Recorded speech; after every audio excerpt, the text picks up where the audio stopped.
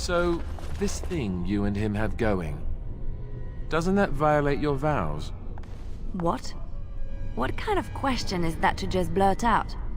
What do we have going? Yes, I'm that blind. I so totally did not see you ogling each other before. He was not ogling me, was he? Was he really ogling me? Now that you say it, I'm not sure. Maybe he wasn't ogling you. I don't know. I could always ask him. You can't do that. Could you? You couldn't do that. I could, but I won't. Next thing you'll have me pulling his hair and passing him love letters. Just mind your own business. How inappropriate.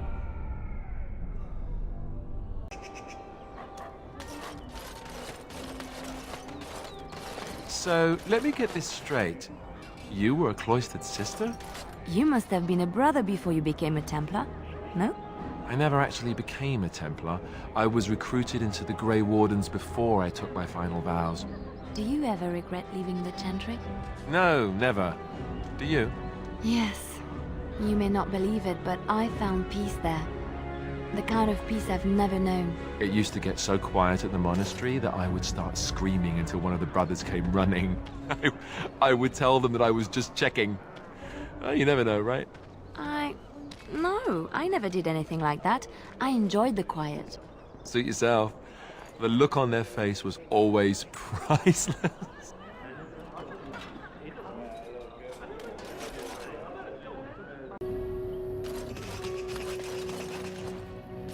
You know, I've heard about the Orlesian bards. Who hasn't? They are quite famous after all. The stories I heard were a little racier. It had to do with how a bard assassinated her target, how they were lulled into complacency. If those stories were true, who would ever agree to entertain a bard in their court? Oh, I don't know. There's a certain allure to danger, isn't there? And besides, you couldn't all be assassins, could you? I'd take my chances. If the stories were true, that is. We had rules about that sort of thing. Strict rules. Such as? You're not gonna tell me, are you? Let's just say I had plenty of reasons to join the Chantry, shall we? And leave it at that.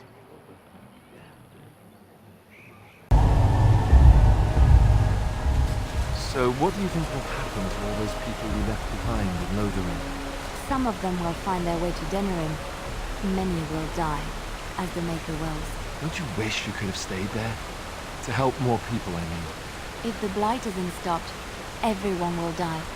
This is the greater good we're serving, both of us, right here. So it's all right to let some people die for the greater good? I'm not so sure about that. I felt bad leaving all those people there, all panicked and helpless. You're doing what you must, Alistair. There will be worse to come yet. You will need to steel yourself. You know this. I've never been very good at that. The steeling myself part. I find it better sometimes to just be a little weak. I'm all right with that. Really. I don't believe you. And either way, it's not as if any of us has a choice.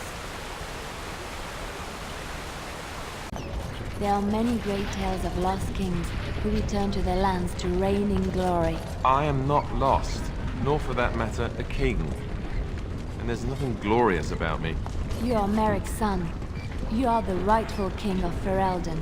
I am the son of a star-struck maid and an indiscreet man who just happened to be king. Look, I can't be king. Some days I have trouble figuring out which boot goes on which foot. Complete fools are made leaders of kingdoms all the time. And you're not a complete fool. What an utter relief. And don't worry about the boots. Kings don't need to dress themselves. That's what advisors are for, isn't it? And star-struck maids, apparently.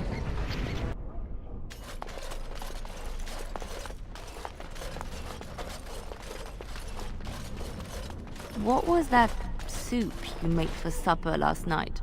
Oh, that's a traditional Ferelden lamb and pea stew. Do you like it? Oh, so it was lamb then. It had a certain texture I don't normally associate with lamb. They didn't make lamb and pea stew for you in Lothering? We ate simply there. Whole grains made into biscuits or bread, and vegetables from the garden, cooked lightly. No heavy stews. Ah, so the last lamb you had was probably cooked Orlesian style. Food shouldn't be frilly and pretentious like that. Now, here in Ferelden, we do things right. We take our ingredients, throw them in the largest pot we can find, and cook them for as long as possible until everything is a uniform grey color. As soon as it looks completely bland and unappetizing, that's when I know it's done. You're having me on. Ha! You need to eat in more Ferelden inns.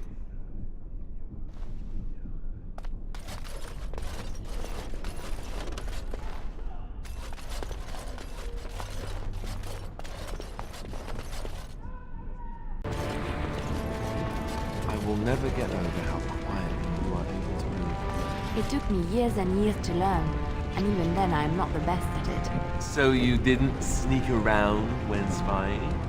We all had different ways of doing things. Some preferred not to be seen at all, to cloak themselves in shadow and darkness.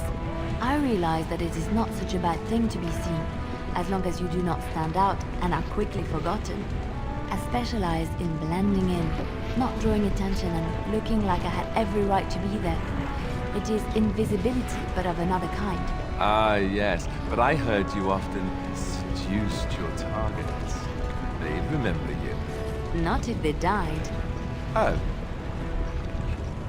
Dying while in the company of a lovely seductress. Tell me that isn't a good death. I don't know if I should take you seriously.